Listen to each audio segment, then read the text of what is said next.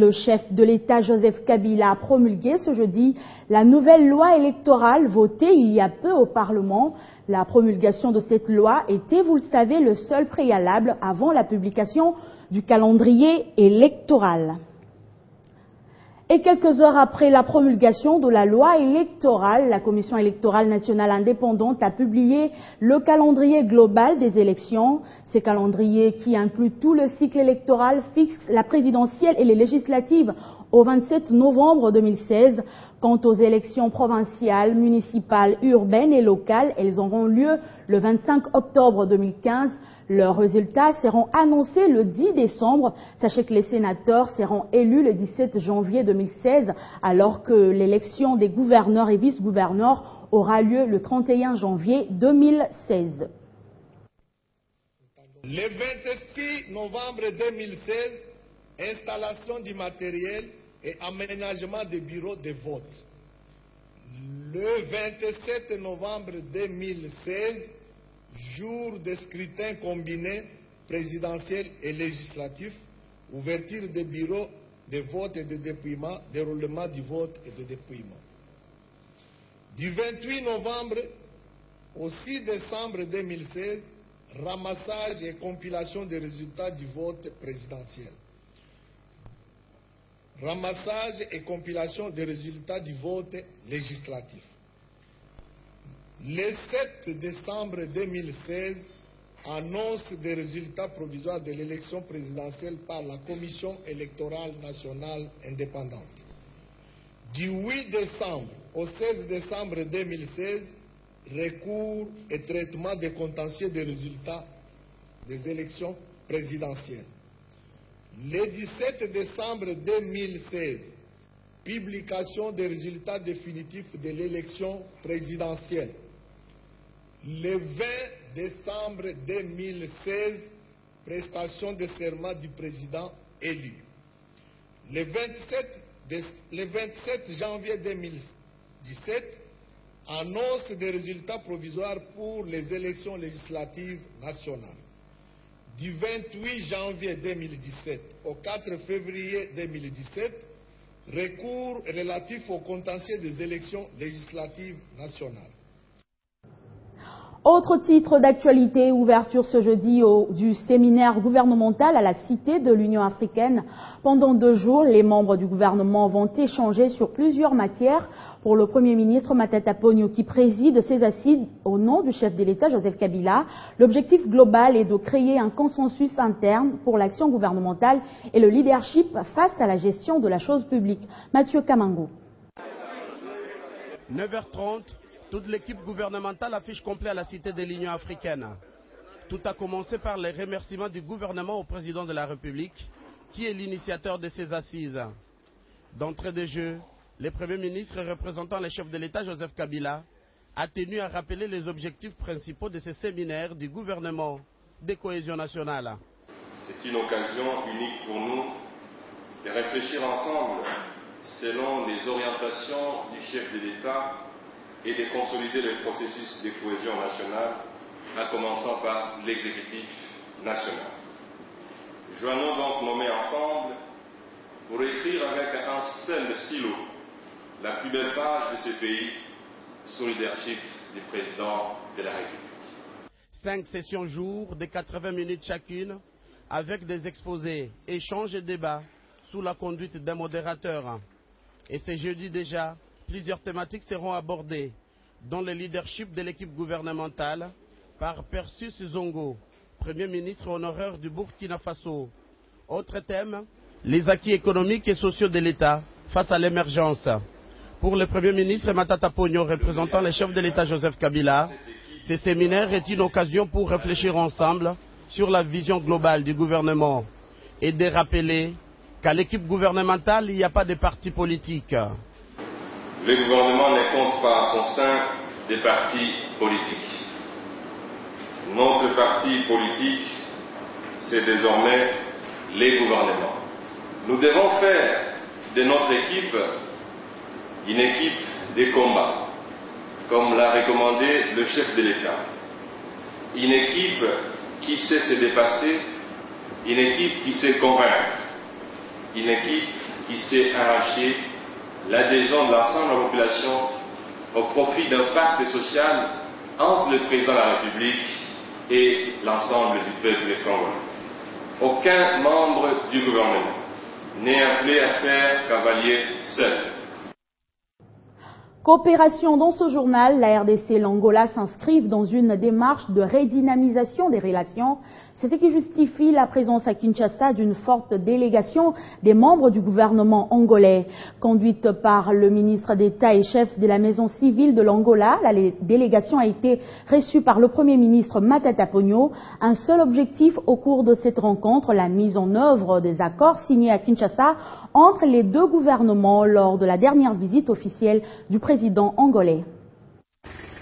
Les premiers à franchir les seuils de la primature, ce sont les officiels congolais. Ils seront suivis juste après par différents membres du gouvernement angolais, accueillis ici par le Premier ministre. Une fois à l'intérieur, une brève présentation s'ensuit avant cet échange avec le ministre d'État angolais. Cette rencontre fait suite à la récente visite du président angolais à Kinshasa. Eduardo dos Santos et Joseph Kabila se sont alors convenus de redynamiser, mieux booster la coopération entre les deux pays. Il vous souviendra qu'à l'occasion du passage du président dos Santos, 4 accords avaient été signés dans ce cadre. Il s'agit maintenant de la mise en œuvre de ces accords. La mise sur pied des comités mixtes de suivi pour s'assurer que ce qui a été convenu est en train d'être fait, mais aussi des discussions très concrètes sur ce que nous pouvons entreprendre immédiatement afin de fluidifier le transport le long du corridor de Lobito et notamment de faciliter l'évacuation des produits miniers à partir du Katanga vers l'extérieur en passant par le port de Lobito à la faveur de la fin des travaux du chemin de fer en Angola. Une journée pleine, les deux délégations ont fait le point sur la coopération et les principaux axes du partenariat économique afin de voir dans quelle mesure accélérer la mise en œuvre des accords signés. Nous avons essentiellement discuté de ce que nous avons entrepris et que nous entendons poursuivre dans le secteur du commerce, du transport. Des secteurs comme celui des transports ferroviaires, fluviaux, routiers et aériens sont sur la table des deux parties. Bientôt les détenteurs des passeports diplomatiques et des services n'auront plus besoin de visas. Cette signature en fait foi. À la fin de la journée, le Premier ministre a remis au ministre d'État angolais cette statuette en signe d'amitié et de relance de la coopération entre les deux pays. Entre l'Angola et la République du Congo. Dans l'actualité également, le ministre de l'Enseignement supérieur et universitaire, Théophile Bemba, a tenu conjointement avec son collègue de l'EPSP, Maker Mwangou, mercredi un point de presse. Face au chevalier de la plume, les deux ministres ont fait le point sur des solutions apportées par la loi cadre numéro 14 du 11 février 2014 de l'enseignement national promulguée par le chef de l'État, Joseph Kabila. Ils étaient deux face à la presse, Théophile Mbemba Fundu, ministre de l'ESU, et Maker Mwangou, ministre de l'EPS. Cette conférence de presse conjointe s'est focalisée sur la loi numéro 14/004. Le ministre de l'EPS, Maker Mwangou, fait le point. Il s'agit du statut particulier de l'enseignant pour revaloriser la fonction enseignante et assurer à celui-ci, c'est-à-dire à l'enseignant, des conditions de travail motivantes et sécurisantes. Deuxième innovation, la prise en compte dans l'enseignement national des enfants en situation difficile, des personnes vivant avec handicap et des personnes adultes non scolarisées ou analphabètes. Dans le jeu questions-réponses ont été évoqués plusieurs sujets, notamment celui de l'amélioration des conditions des étudiants et la gratuité de l'enseignement primaire. Le gouvernement s'attelle déjà aussi à organiser, mettre de l'ordre dans l'organisation du 3e cycle. L'enseignement de 3e cycle, les critériums sont fixés, des enquêtes vont avoir lieu et certainement pour le mois de mars, les choses seront clarifiées quant à ça. La prolifération des universités était aussi à l'ordre du jour. Le ministre de l'ESU était clair à ces sujets. Nous allons soumettre cette question à l'administration de l'enseignement supérieur et à tous les experts pour voir effectivement comment peut-on envisager aussi au niveau universitaire un enseignement spécial pour ce type de citoyens. Plusieurs avancées de cette loi entrent déjà en application. Une commission sera mise en place pour assurer la pérennité des mesures prises. Déclaration de deux ministres présents à ces points de presse.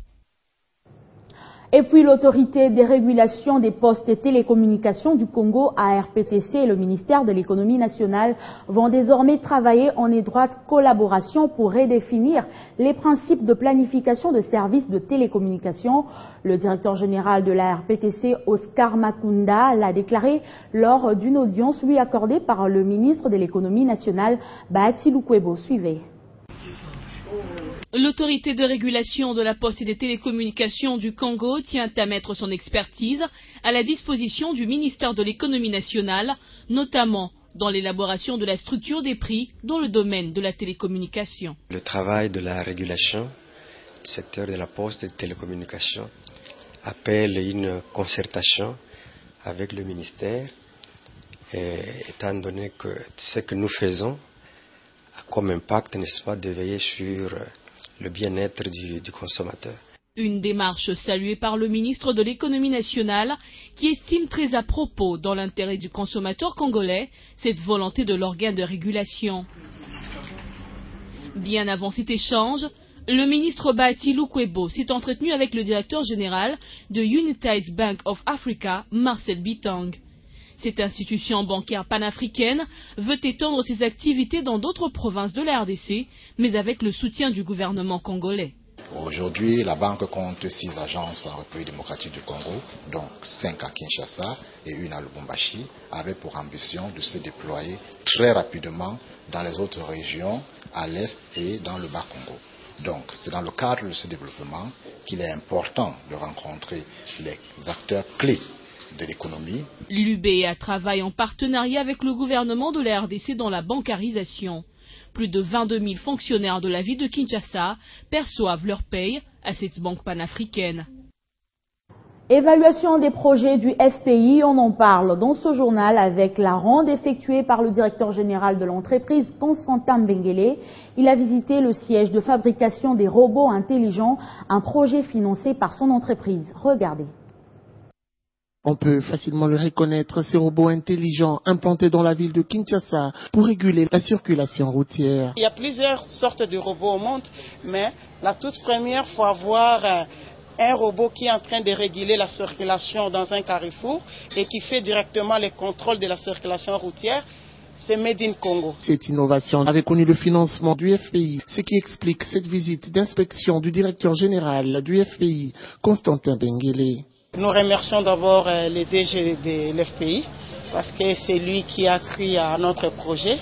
Il a accepté de financer pour la ville de Kinshasa 30 machines qui va permettre pour notre système de circulation routière d'arriver à réguler la circulation et faire le contrôle de la circulation routière. Ce financement du FPI pourra offrir du travail à plus de 1050 personnes. Déclaration du chef de projet. Avec 30 machines que nous allons installer, nous pouvons créer plus de 1050 emplois parce qu'il y aura les opérateurs avec le système des infractions routières. Et ces emplois-là, ce n'est pas que nous-mêmes, nous allons régénérer des recettes qui vont aider l'État. Cette démarche s'inscrit dans le cadre de la création de la classe moyenne de la population, souhait du chef de l'État, Joseph Kabila Kabonge. Et puis le directeur général d'intérim de l'Office de voirie et drainage a visité l'avenue Nyangwe dans la commune de Lingwala où s'effectuent les travaux de réhabilitation de la chaussée. Ensuite, il a visité l'avenue du Bâtonnier dans la commune de la Gombe. Objectif, s'assurer une bonne circulation fluide au niveau du palais de la justice. Cette descente du directeur général ad intérim de l'Office de voirie et drainage répond à une préoccupation majeure de la population, la réhabilitation de l'avenue Nyangwe dans la commune de Lingwala. Qu'avez-vous déjà fait, monsieur le directeur général? Vous avez vu que nous sommes au niveau du réglage de la couche de base qui est à la fin. Nous attendons que les laboratoires nationaux des travaux publics passent pour procéder aux essais et agréer le travail que nous avons fait, pour ensuite passer à la phase finale qui est la pose des enrobés sur avenue Nyangwe. Le travaux avance plutôt bien. Benjamin Wenga tient surtout à la qualité de l'ouvrage. La durée des travaux est déjà connue. Non, Nyangwe, dans une semaine, nous posons les enrobés. On a fini également là-bas. Autre chantier visité, c'est la boucle de l'avenue Bâtonnier dans la commune de la Gombe. Ici, où est érigé le nouveau palais de justice dans de l'Union européenne, l'OVD a une mission précise. c'était de la terre. Nous avons commencé il y a 3 semaines pratiquement. C'est des travaux neufs qui ont commencé à partir de la fondation. Aujourd'hui, on termine et ça sera fini. Cette boucle sera complètement transformée. Un motif de joie pour cette vendeuse qui dit merci au chef de l'État, Joseph Kabila Kabongi.